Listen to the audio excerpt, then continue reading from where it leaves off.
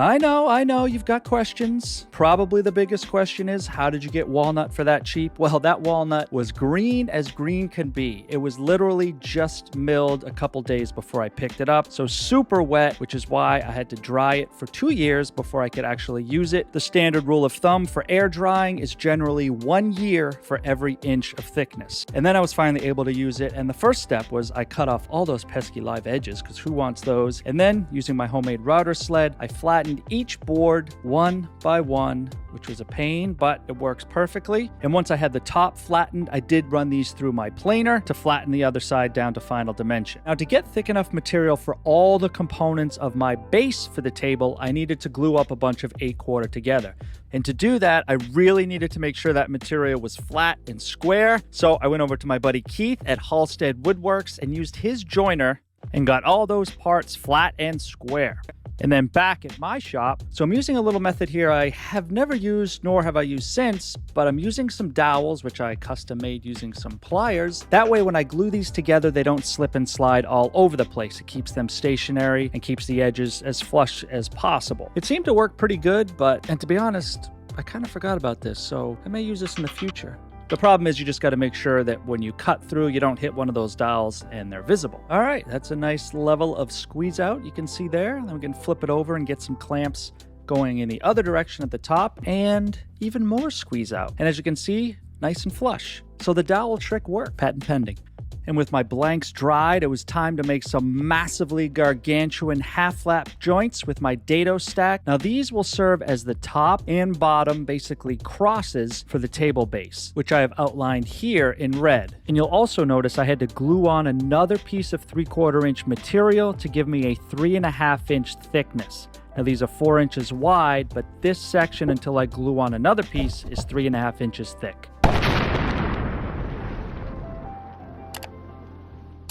Now to cut the curves on these blanks, I decided not to turn the camera on, but I did these on the bandsaw, and then I made a template, and now I'm going to flush trim them all to be exactly the same. Now the bit I'm using has a top and bottom bearing, that way it can be used as a flush trim bit or as a pattern bit. So I am removing the bottom bearing so I can use the top as the pattern bit on my pattern, and then I move it down slightly to finish up the rest of the cut, which still wasn't that clean, to be quite honest with you, and required quite a bit of sanding, which we'll get to later.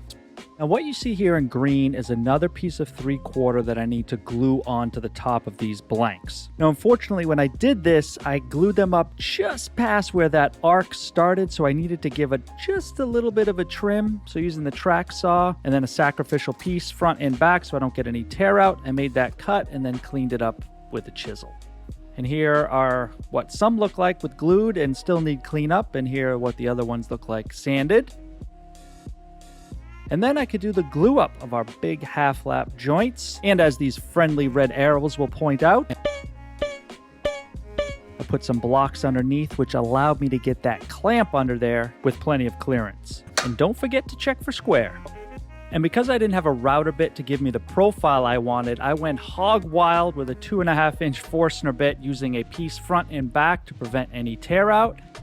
And once it's all done and the chips are removed, you end up with this. Not too bad. And these will actually be the foot pads of the base. Now we can glue that on to the bottom of the legs, or the bottom structure platform thing, using a little tight bond. I love this little brayer roller, even though it's not silicone, so you gotta get that glue off quick. So I guess I don't really love it. Lesson here, folks, get yourself a silicone glue roller. Then glue that on. Once it's dry, you can flush it up using a jack plane, block plane, card scraper, whatever you like. And here's what it looks like all frushed up. And here's that sanding process I mentioned earlier, getting those curves nice and smooth. And for those of you following real closely and taking notes, you'll notice things are definitely a little out of order here. I'm not sure why that is, but this was over 4 years ago, so I'll ask the court for a little latitude. A very little latitude. Thank you, Your Honor. And then it was time to bust out the Domino 700 for this center post.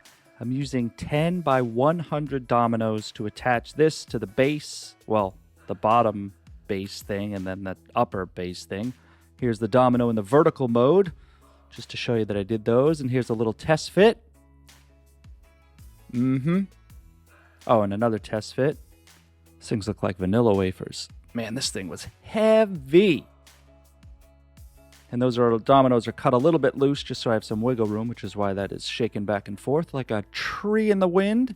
And then after I had glued those pieces on I showed you before, it slips in between there nice and snug. Now my angle braces I had to cut on the miter saw from both sides, which was not a very successful operation. So to clean them up, I grabbed the jack plane and then a dry fit against the center post. Now to cut all the dominoes in the angle braces, the center post, and the bottom and top pieces, I'm setting the domino to be 24 millimeters in from the edges. But the angle braces are about a 1/2 inch narrower, or 1/4 inch on each side, or 5.5 millimeters. So I adjust my fence now to 29.5, which is 5.5 more than 24. Cut all my slots, and then I can do the same thing in my bottom base and my center post, and then insert all my dominoes. That's a nice tight fit. And again, that is also nice. Next, I wanted to pre-finish all of my base pieces before I glue them up. I just found this much easier than getting in all those cracks and crevices and nooks and crannies after everything is glued up. So I'm working on the base of the base assembly here first. And I'm using Osmo on this, not Rubio like I typically use. I find that Osmo maintains the natural color a little bit better. The Rubio tends to amber or golden up walnut. So it's the exact same process. Pour it on, I spread it around, I work it in with a white Scotch-Brite pad. You'll also notice that I taped off where all of my glue joints are. That way the finish won't interfere with the glue adhesion. And then after letting it sit for 5 or 10 minutes, I wipe off all the excess with a microfiber cloth. I continued the same process with the rest of the parts, but you're good people, and I won't bore you with that. Hey guys, real quick, I wanted to tell you about my new online woodworking course where you can build this walnut console table along with me at your own pace. And yes, even Jerry is included in the course. I'll guide you through the whole build process from milling and marking all the way up to the final finish. We'll cover all kinds of joinery, from angled bridle joints, to building drawers with rabbets pinned with copper, stop dados, mortise and tenons, tapered legs, and mitered case construction. The list goes on and on.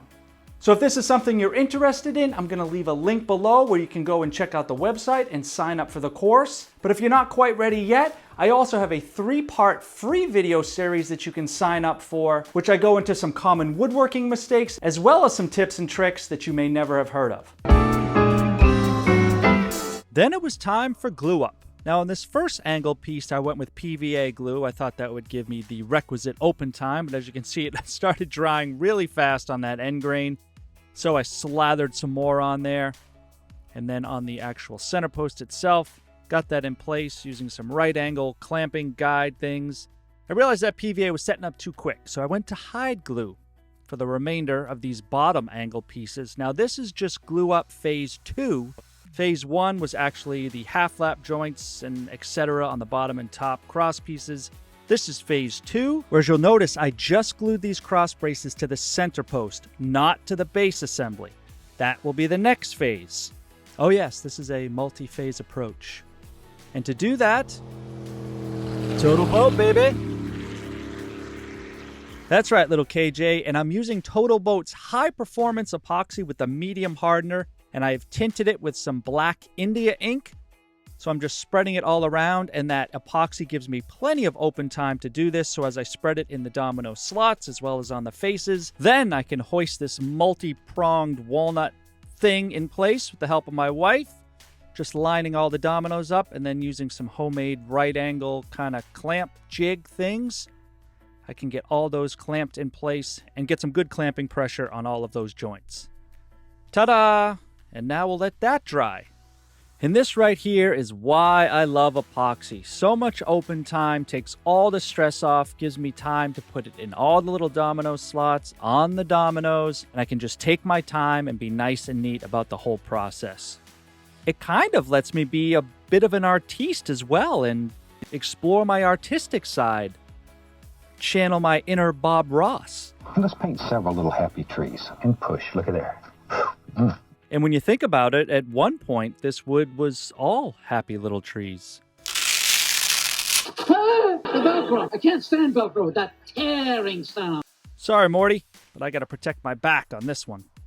Cheese and crackers, that's a lot of walnut. All right, if I spin this here, grab it here. Nope, that's okay. That's still there. Let me, come on. Spin, spin. Ah, there's no counterbalance to self-correct. Come on, just muscle it in there. There we go. And docked. Push it all the way down. Oh, sure. Grab the old hammer fist. There it is. Yep. Now you better grab a real mallet. There we go. Beautiful. And then it was back to the same clamping procedure as before, using these little right angle kind of clamping blocks, which allow me to clamp it to the surface, both surfaces, and then get some clamping pressure on it, using some long clamps to kind of hold the whole thing together top to bottom. And at this point, I'd also like to break the news to you that I forgot to film the gluing up of the top. But if you've seen one tabletop glue up, then you've seen more than one. And while that was drying, I could get to work on installing the C-channel on the underside of the tabletop, which you didn't see get glued up. So this is a two-step process. The way I do it, I'm first using a spiral upcut bit to get the groove cut for the outer wings of the C-channel. So I'll do that in two passes, obviously, one side and the other side. And then I use this mega dado bit to hollow out the middle that will allow the C-channel to sit flush with the bottom of the table. So to do this, I set my router bit to 1/8 of an inch depth. And then using my track, I just plow all the way down, make a complete mess, sand all those sharp edges, chisel the ends. Now I also leave about 3/16 to 1/4 of an inch at the end of the C-channel, which will allow for expansion and contraction. And as you can see, there are slots cut in the C-channel as well for expansion and contraction. You can also see there's a round hole in the middle of the C-channel. This is my locking point where the expansion and contraction will happen outward from there. To attach the C-channel, I'm installing some threaded inserts, and then I'll use some bolts later on. But first, let's get to routing our 60-inch diameter round tabletop. Using a homemade trammel and a wooden block that is double stick taped to the table, and then a pin driven through the trammel into the block, this eliminates any damage to the tabletop itself since I am working from the top here. So a lot of times you make one pass all the way around, and then you come back around with the jigsaw to clean up as close to your line as you can, and then use a flush trim bit. Way back when, I did not have a good jigsaw, so I just made pass after pass after pass around until I reached my full depth, and all the waste was cut clear. Now, I did have a little cleanup sanding to do, but not too bad. Now, there are many ways to attach your table base to your tabletop. For example, figure 8 fasteners, Z-clips. But I actually like to make my own wooden buttons, especially in this case when I have an all walnut table. I'd rather keep everything all walnut. So I lay out all my cut marks on some strips of walnut, and then at the table saw using a dado stack, I cut some grooves. Then I can rip those strips to final width. And then over at the miter saw, I just cut them all to length using the end of the dado cut as my reference line. And then over at the drill press, I drill some countersunk holes in all of the buttons, and then round over those corners at the spindle sander, and then apply some finish. Now I cut the little shelf elbow on all of these buttons to fit perfectly in a 10mm slot cut by the domino. There's room left to right. It was done on the loose setting, and I also want to draw your attention. You can see that the button sits just below the surface of the base. That way, when you drive a screw through the button into the bottom of the table, it pulls it down tight to the table base. And now we could apply the Osmo to the top as well. I'm taping out the threaded insert so I don't get any goo down in there. And then the same process as everything else, just spreading it all around. And on big surfaces like this, I attach a white Scotch-Brite pad to the bottom of my sander. Notice no dust collection was hooked up. Using a sander for this helps me work it in much more evenly and quicker. And then I can wipe off all the excess and then get those edges. You can really see that walnut come to life. Give it a final wipey wipe. And then once all that was dry, I could do the final install of the C-channel, which you can see I spray painted black so it blends in nicely with the walnut. And I'm using some threaded bolts and washers to attach it into the threaded inserts. And done. Now there were a couple more details to finish before this whole thing could be delivered. And the first was to install this little alignment pin.